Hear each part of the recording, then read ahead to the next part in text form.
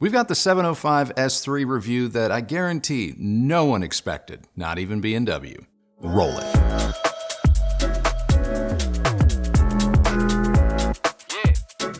That's right, we got our hands on the brand new Bowers & Wilkins 705 S3. Don't ask how we did it. Just know that the 700 series sits just below B&W's flagship 800 series and light years above their entry-level 600 anniversary one. The new 705 bookshelf speaker features a curved front baffle that allows its 6.5-inch bass mid-range driver to protrude, a similar look and feel to B&W's costlier 805D4. And speaking of the 805, the 705 S3 features the brand's trademark decoupled tweeter design, only the 705 uses a carbon dome opposed to the 800 series diamond tweeter. The tweeter enclosure is also different for Gen 3, having more in common with the costlier 805D4 than the previous generation 705. While the 705 S3 may look different and better in my opinion, the reported specs don't show much, if any, change as you step up from the outgoing Gen 2 to the new 3. The reported frequency response remains 50 Hz to 28 kHz with the same impedance of 8 ohms, which can dip to below 4, and a sensitivity of 88 dB. So what's different? The new model packs on some extra weight, tipping the scales at just over 21 pounds apiece, which may indicate the presence of more bracing or tweaks to the cabinet itself for better control of resonance. Setup was easy. In fact, it was no different than any other rear-ported bookshelf we've tested in our new space. Well, anything not named the 600 series. The B&W sounded best placed about 9.5 feet apart and resting a little over 2 feet off our front wall. This put the speakers roughly 11 feet from our listening position, which I found to be pretty ideal. B&W speakers, generally speaking, have never been the easiest speakers to power, but surprisingly, the 705 S3 proved to be a little less finicky. Now, we drove the 705s with excellent results using the Technics SUG700 Mark II, the Denon A110, Marantz Model 40N, and the brand new Marantz Cinema 50 AV receiver. My favorite pairing was by far the Denon A110, with the biggest surprise being the Cinema 50, which sounded great.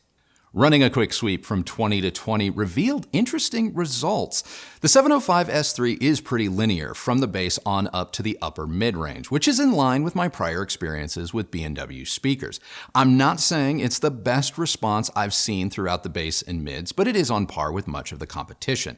What I found most noticeable was the dip between 2 and 3 kHz, which could be audible with some source material. And of course, there is still a slight rise in the speaker's high-frequency response. Directly comparing the 705 S3 to the lesser 606 S2 and the costlier 805D4, all three speakers have similarities in their response. So what do you get when you spend more with B&W? You get closer to neutral.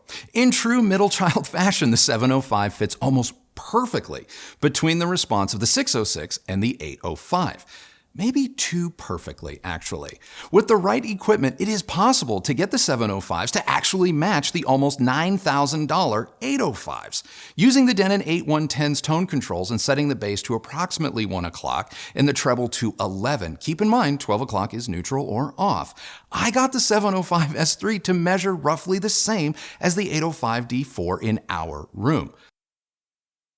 While charts and graphs can be helpful, they don't always communicate how a product sounds. Zooming out, the new 705 is an incredibly articulate, clear, and focused loudspeaker. I would classify it as still having a bright or forward-leaning personality, but it is not outright aggressive or, let's face it, pound you in the face until you bleed the way the 600 was. With the 600 anniversary series, listener fatigue set in almost immediately. But with the 705s, the tweeter goes right up into that point of becoming aggressive, but never really crosses the threshold, unless listening to very poor or compressed recordings such as Dion by Japanese House. The tweeter gets a little harsh when listening at louder volumes. I'm talking 95 to 100 dB here, folks, but keep things below 100 and the 705 becomes a B&W speaker that I can start to get behind. The 705's decoupled tweeter proved more composed and less prone to ringing or sibilance when pushed. As a result, detail is terrific, as is articulation and inflection from the upper mid-range on through to the highest of highs. The focus and presence, it's there at all volumes. In fact, the 705s excelled at low-level listening, something I put to the test every night as Kristi passed out on the sofa next to me. Intelligibility is high with the B&Ws, which I appreciated because we use the 705 S3s for both music and movies. The 705S3's mid-range is pretty colorless, especially in that all-important vocal range, which is something that I have come to expect from B&W. Hell, I love their mid-range so much, my sound team and I used 5 CT 7.3s back in the day when mixing my feature film April Showers because they were just that reliable. And the new 705s reminded me a lot of that experience. So whether it was acoustic or live albums such as David Gray's Lost Song or Tori Amos' Legs and Boots Tour or action films like Bullet Train, the 705s didn't disappoint. Which brings me to the bass. What can I say? The 705S3 is not a bass head's dream come true. Not to say that it has none, but when B&W says the speaker isn't really rated below 50 Hz or so, they mean it. While I would have loved to see a little bit more extension, for that truly hit you in the chest type bass, you're gonna need to budget for a sub. But for everyday listening, I honestly didn't mind, and I found and appreciated the 705's S3's quickness, texture, and focus down low more than I missed its extension. And I love that despite the presence of a large rear-facing port, the speaker's bottom end isn't tubby or full of resonance. The 705s have one of the more inert cabinets we've seen at this price, and you can really hear it in the speaker's low-end detail. Switching my focus to soundstage and dynamics, the B&Ws do not throw the widest nor the deepest soundstage. Now, detail, separation, and definition is best between the speakers themselves. Center imaging is good, but it does improve with a bit of tone. Now about dynamics. There is a real sense of detail and nuance at low volumes, but as you turn things up and get into volumes above, say, 65 dB, the 705S3 sounds more balanced and less treble forward. At these higher volumes, the speaker is far more interesting dynamically, and if you can listen between 75 and 85 dB, you're in the speaker's butter zone. Apart from a small warning about a lack of high-frequency roll-off, the only thing that caught my attention with respect to the 705's performance was that dip around 2 kHz, which is audible with some music. Moby's Ever-Loving has a small piano fill that can be heard moving laterally across the soundstage in the background, and those notes lose some of their importance when listening to the B&Ws, and especially when compared to speakers like the Sonus Fabre Lumina 2 or PRO-JECT's SPEAKERBOX 5S2. But that is really the extent of my issues with the brand new 705S3. And speaking of the Lumina 2s, these two speakers have a very similar response in our room. The Lumina 2 is a little warmer in tone, and while the highs are just as extended as the B&W, they came off as just a tad softer due to their soft dome tweeter. I actually prefer the increased focus and more solid presence of the B&W, though I'm not sure it's worth an extra $2,000, given how close these two speakers really are sonically. Compared to the way more affordable PRO-JECT SPEAKERBOX 5S2, the B&W 705S3 may be the better looking, or at least the more interesting looking speaker. It's not the clear winner you might expect it to be. The PRO-JECT is focused, detailed, and lacking pretty much the same weight in the bass as the B&W, only the PRO-JECT costs less than $1,000. Also, for those of you who may be more sensitive to high frequencies, the PRO-JECT has good extension like the B&W, but it isn't boosted, which may keep it from being too much of a good thing or fatiguing for some of you. All that said though, I prefer the B&Ws, but it's very close. OG fans of this channel are going to remember this one, the Concept 300s from Q Acoustics. The B&Ws are definitely going to sound more forward, more detailed, and lively. That isn't to say that they're right or better, just that if you have a pair of Concept 300s but want more top-end detail, the 705S3 is where you're going to want to start to look. Just know that if you make the switch, you are going to lose some bass extension. Another quick comparison is the Focal ARIA 906, which I haven't heard, though on paper, it looks to be very comparable.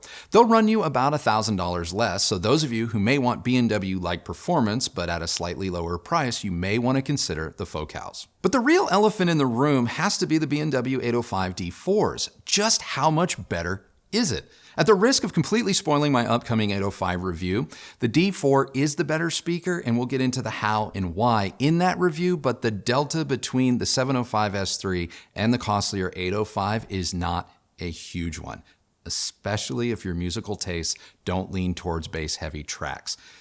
You're going to have to stay tuned for our 805 review coming soon for the full details. So where does that leave us? It leaves us that for the first time in 2 years, I have a B&W speaker that, while not perfect, reminds me of why I fell in love with the brand all those years ago. All specs, figures, and arguments aside, and I'm sure there's going to be some, I just genuinely love listening to this speaker, and I 100% recommend it. So that's it. That is now my take on the brand new Bowers & Wilkins 705 S3, but I am so curious what you thought of them, Kristi.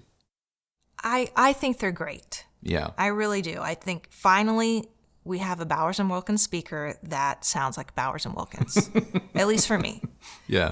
I just think it's a shame that you have to spend thousands more to get something that's actually listenable. Yeah. But then again, if I think about the experience we had during our blind test, meaning when we were going from the 705s to the diamonds, it was honestly difficult for me to always tell them apart. So when you look at it from that perspective, you might say that these are a bargain.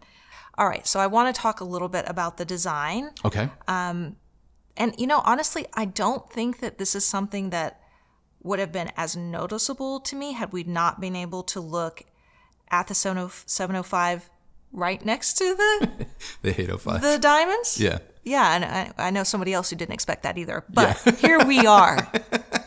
Here we are. The powers of a bank account. Yeah.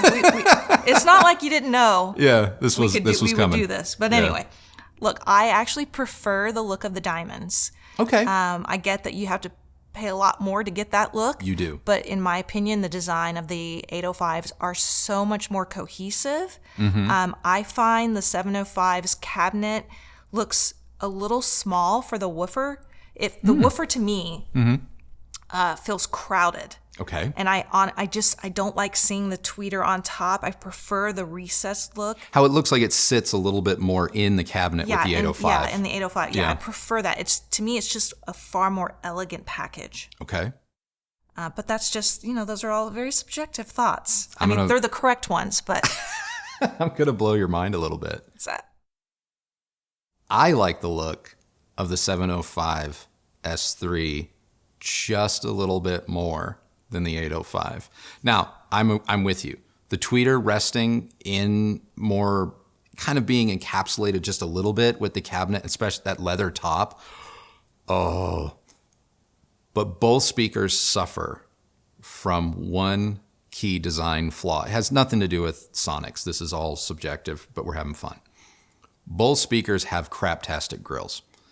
The grills for the 805 are like Focal grills. They just go right over the driver. So it's just a cloth circle that goes over the driver. The grills on the 705 look like they should be good. And they stick on fine. But they tried to turn the 705 into a box speaker when they could have really leaned into a little bit of its Art Deco flair. And if you look at the grill, I'll throw it up on the screen. If you look at the grill, there is that arch. And if they had just stuck with the arch going from bottom to top and not filled in the corners, I think the 705 gives the 805 a serious run for its money. Anyway, we're going to move on. Looks aside, these are very good speakers. Yeah. They're very good. I just want to weigh in on my thoughts as far as how these compare to other speakers that we tested, because we did a true blind. You were a true blind test. I was. Yeah, I was in control of it. I knew it was playing. She had no clue. We actually used the Technics R1000 because you can do an A/B. All right, starting with the PRO-JECT SPEAKERBOX. Okay. Bowers & Wilkins for me wins. It better. 800 versus 3,400. Well, look, when it was closer than you might think. It was. I actually thought that I was listening to the Bowers & Wilkins when we started. Yeah, when I hit play. I just kind of assumed, and power of suggestion being what it is, I fell right into that hole. Yep. I thought that we were listening to the Bowers & Wilkins. Yep. And was so impressed, but we weren't. Yeah. We weren't. But once we started cycling between the two, I really could start to hear the differences. The Bowers & Wilkins, I feel, are more spacious. There is a little bit more presence. There's definitely more separation between the artists and all the instruments. Yes. Which is why, as they should, the Bowers & Wilkins gets my pick. Correct. Yeah, but again, I would agree with you. But you guys missed it. You should have seen her eyes go like this and her jaw go like that when I hit play for the first time and I didn't cycle back to B&W. And she's like, man, these B&Ws are good. I'm like, this speaker box. She's like, son of a bitch. she was so mad. Yeah. But it is, I want to stress, when we did make the switch, even me knowing about the switch, I was like, okay, there is that little extra top end detail. There is that little bit more focus. And while I wouldn't say that the B&Ws are ever like super spacious, they're not focal level, just disappear. They do open things up compared to the speaker box. Yeah, like I said. Like you said. I am agreeing. So you're saying I'm right? Sure. Yeah. B&Ws may be better, but if anything, that A/B test, in my opinion, just solidified how good the PRO-JECTs really are. Yeah, I 100% agree. Yeah. Okay, so moving on to Sonus Faber. Okay. Between the Lumina 2s and the 700s. Her favorite speakers, by the way. Which are some of my favorite speakers. Yeah. Man, these are so close. In my opinion, they sounded nearly identical. Mm-hmm. And depending on the song, I honestly could not tell them apart. True story. Especially like when we were using Bjork. Mm-hmm. Bjork's It's So Oh So Quiet. Mm-hmm. I could not tell the Sonus Faber and the B&W apart at all. Now, when we moved to the Lady Blackbird song, I could hear a little bit more of a difference. And in that instance, I preferred the Bowers and Wilkins by a hair. Mm-hmm. But is that hair worth $2,000? More. Yeah, more. More. Not $2,000. No, Yeah. $2,000 more. Yeah. That is the question. I feel like the Luminas especially on that song were just a little bit more. To me, I call it muffled. I think Andrew would say veiled is the better term. I just don't want people to think that when you're listening, it sounds like this. Because it's not. It's just soft dome tweeter versus that carbon dome tweeter. And soft domes are just going to be a little softer around the edges, despite the Lumina 2 having almost an identical rise in its high frequency performance to that of the B&W. It just comes off as a little softer. Anyway, that's all. Those are all my comparisons. But again, at the end of the day, I think that the 705 is a really, really, really good speaker. I effing love it. I do. I really, really do. And I was braced for impact. I was braced to be let down. And I am so happy that they're so much fun. I cannot express to you how happy these speakers make me. I know how much you love Bowers and Wilkins, and I know how I know like what an impact this particular brand has had on you personally over the past 15, 20 years as you've grown in your own right as just my journey. A journalist, a fan of music and whatnot. So I know that these not just crap in the bed is such a relief. Yeah, I know to you and for me, and I'm sure B&W as well.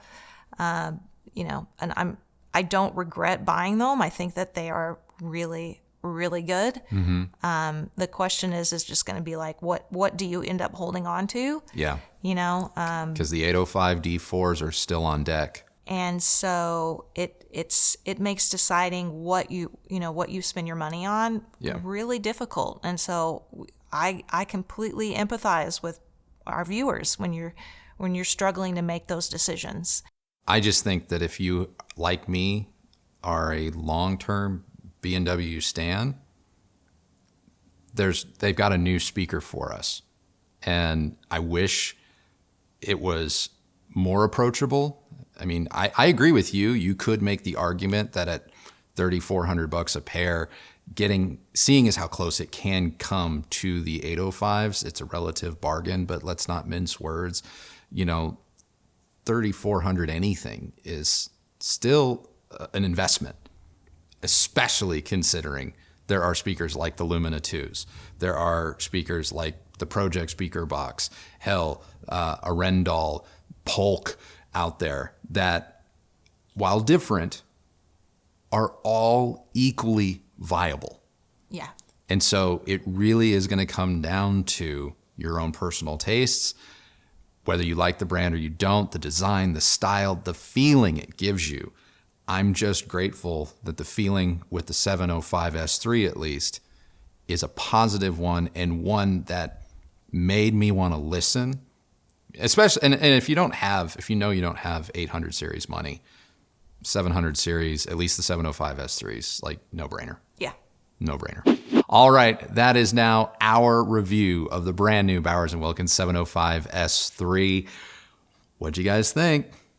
Let us know in the comments below. That is the question of the day. What do you guys think? What does B&W What does B&W think? Is B&W back, baby? Because for me, they are. They are. It's taken a minute, but I think they found their way. I like this speaker a lot. So I want to know what you guys think.